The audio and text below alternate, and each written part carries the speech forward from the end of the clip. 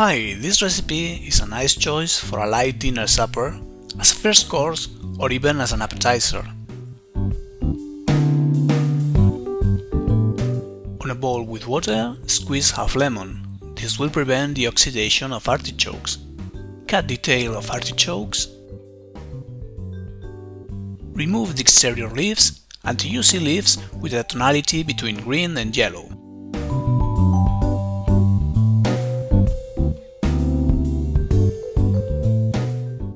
Cut the end of the leaves.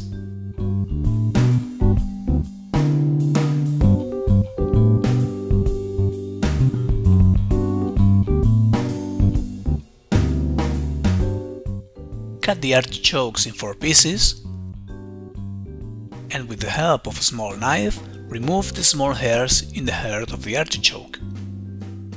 Then let rest the artichokes in the water with lemon. Heat water on a pot and add 2 bunches of salt. When the water is boiling, add the artichokes and cook them for 15 minutes. Drain the artichokes and add above them some drops of white vinegar.